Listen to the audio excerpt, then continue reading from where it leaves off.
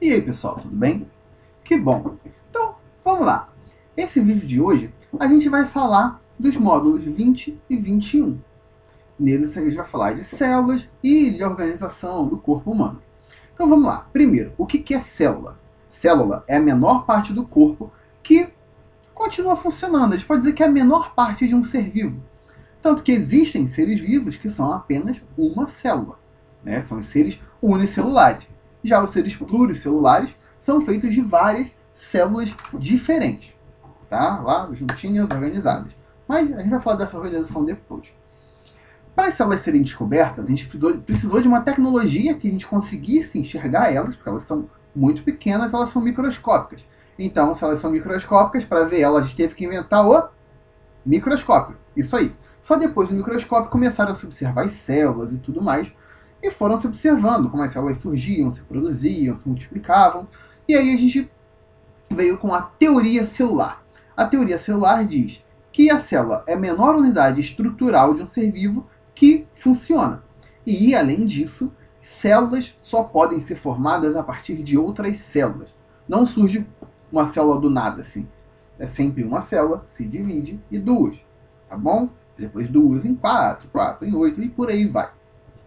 E essas células são formadas como? Quais são as partes que essa célula vai ter? Pensa agora, fecha o olho, mentaliza um ovo frito com aquela bordinha crocante, tá bom? Pensa que isso vai ser uma célula. Essa célula, ela vai ter, nessa parte que é a bordinha fritinha do ovo, a gente vai ter a membrana plasmática, tá bom? Membrana plasmática, ela vai limitar a célula, ela é a fronteira entre a célula e o resto do mundo. E essa membrana ela vai fazer o quê? Ela vai regular a passagem de água, de substâncias, de nutrientes, de um monte de coisa, tá? Ela é a grande porta de acesso da célula, tudo bem? Dentro, na parte, volta lá, pensa no ovo de novo. Pensa na clara lá, toda branquinha em volta da gema. Então, essa clara vai ser o citoplasma. Citoplasma é a parte líquida ali do meio da célula, tá? O que vai ter no citoplasma? O que é importante ali? O citoplasma é como se fosse o meio onde toda a atividade da célula acontece. Não toda, a grande maior parte dessa atividade acontece. Porque ali você tem estruturas que são chamadas de organelas, né, que funcionam como se fossem os órgãos da célula, que vão fazer diversas coisas para que a célula sobreviva e faça as atividades todas que elas têm que fazer.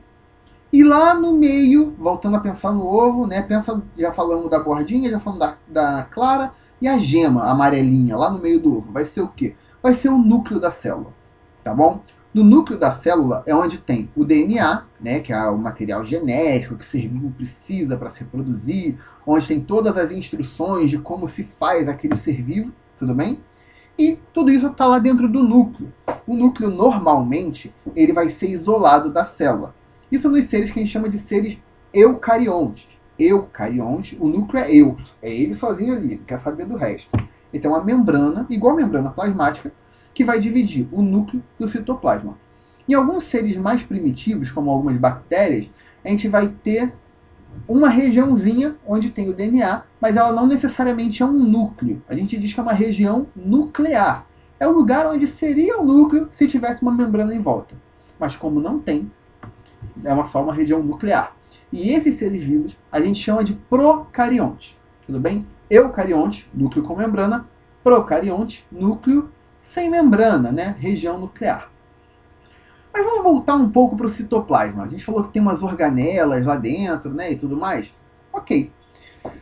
Além disso, tem outras coisas. No citoplasma, a gente tem uma estrutura chamada de citoesqueleto.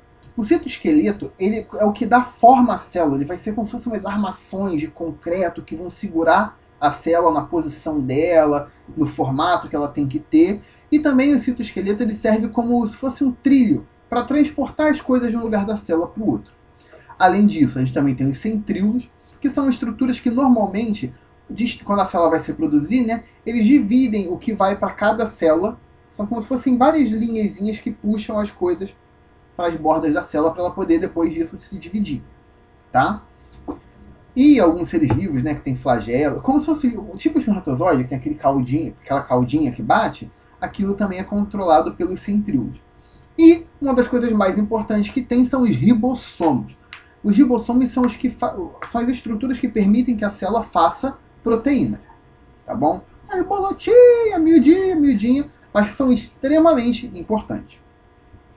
Mas isso que a gente falou são estruturas que estão no citoplasma, mas não são necessariamente organelas. As organelas, elas normalmente são estruturas membranosas.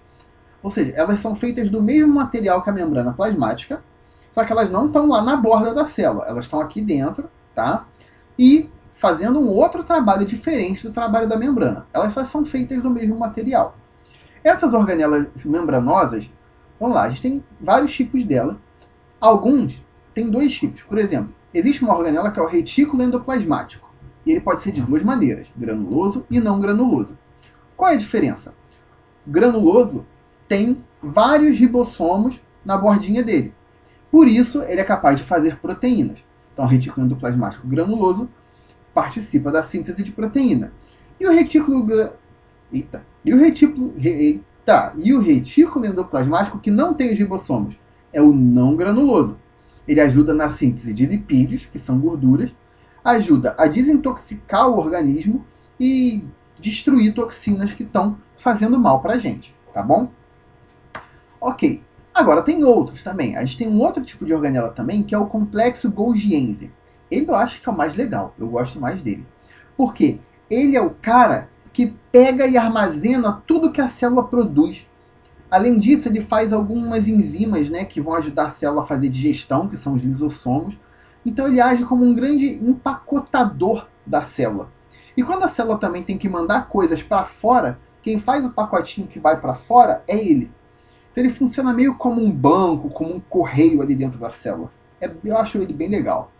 E, fora isso, a gente tem os lisossomos.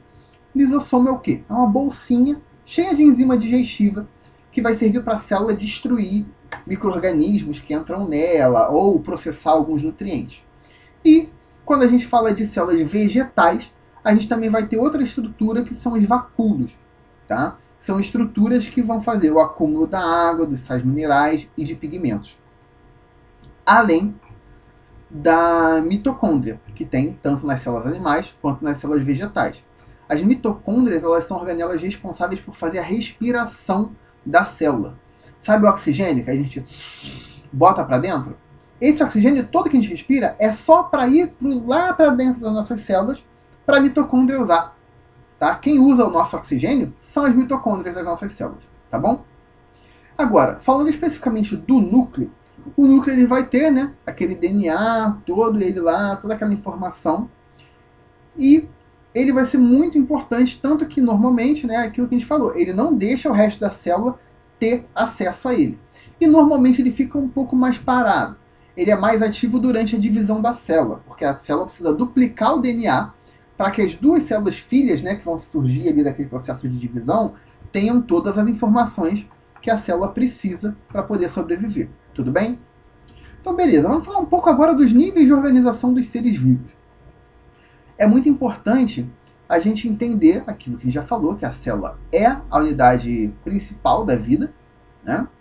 E agora, é legal a gente ver como que as células se reúnem. Quando a gente tem um grupo de células que têm uma função parecida e se encontram aderidas, coladinhas umas nas outras, essas células vão formar um tecido. Esses tecidos eles vão formar órgãos, como o estômago, por exemplo. O conjunto de órgãos vai formar um sistema, como o nosso sistema digestório, né, que a gente usa para digerir o alimento e tudo mais. E o conjunto de todos esses sistemas vai formar um ser vivo, tá? Formar um indivíduo. Que aí, por exemplo, a gente vai ter o sistema nervoso, o sistema respiratório, digestório, reprodutor e vários outros, tá? Mas a gente aqui vai falar de tecidos. A gente vai focar em falar de tecidos, tá? A gente tem alguns tipos de tecido principais que a gente vai falar, tá? São 4. A gente vai falar primeiro do tecido epitelial. Nosso tecido epitelial, ele faz o revestimento externo e interno do corpo. Então, tudo que envolve nossa pele, tudo envolve o nosso corpo, né? Tanto a nossa pele quanto por dentro, né, do nosso tubo digestório, no esôfago, no estômago, no intestino, tudo isso é tecido epitelial, tá? O maior órgão que a gente vai ter é formado por tecido epitelial, que é a nossa pele, né? A nossa pele, ela é um órgão, e é um órgão bastante complexo, tá? Não é tão simples assim, não. Então, o tecido epitelial é isso. O importante da gente ver é que ele pode ser simples ou estratificado. O que isso quer dizer? Quer dizer que no simples, as células fazem só uma camadinha lisa de uma do ladinho da outra e fez um tecido. No estratificado, esse tecido vai ficar igual uma parede de tijolos. Você vai ter uma fileira de célula, outra, célula em cima de célula, formando vários estratos de célula. Por isso que a gente chama de estratificado. Tudo bem? Além do tecido epitelial, a gente também tem o tecido conjuntivo. O tecido conjuntivo ele tem uma característica de ter células mais separadas. Ela tem algum espaço entre essas células e tem muitos vasos sanguíneos no tecido conjuntivo. Pelo menos na maior parte dos tipos de tecido conjuntivo vai ter. Tá? Enquanto o tecido epitelial não tem, hein, gente? O tecido epitelial não tem vaso sanguíneo. Então, beleza. Vamos lá. O tecido conjuntivo a gente vai ter 4 tipos. Tem o tecido conjuntivo propriamente dito, que ele serve para nutrir outros tecidos. Tem o tecido conjuntivo adiposo, que vai fazer nosso armazenamento de gordura, né, para servir de energia mais tarde. O tecido cartilaginoso, que ajuda a dar sustentação a partes moles do corpo, como a orelha e o nariz. Tá? Também tem o tecido ósseo, que forma os nossos ossos. E o tecido sanguíneo, que aí já vai ter, já é um pouco mais complexo, né? Tem a parte líquida, que é o plasma, as células brancas, células vermelhas, plaquetas, né? Só para dar uma relembrada, células vermelhas, o plasma é a parte líquida do sangue, que transporta vários nutrientes. As células vermelhas são as que transportam oxigênio e gás carbônico. As células brancas, ou leucócitos, né? São as células que fazem a defesa do nosso corpo, são as células do sistema imunológico. E as plaquetas são as células que ajudam o nosso corpo a estancar sangramentos, a fazer parar as hemorragias. Tudo bem? Beleza.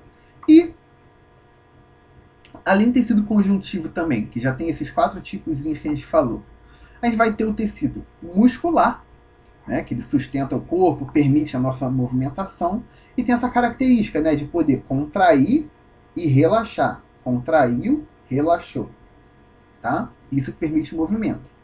E esse tecido muscular ele pode ser liso ou estriado. Qual é a diferença? Músculos lisos fazem movimentos menos fortes, movimentos constantes e movimentos que a gente não controla.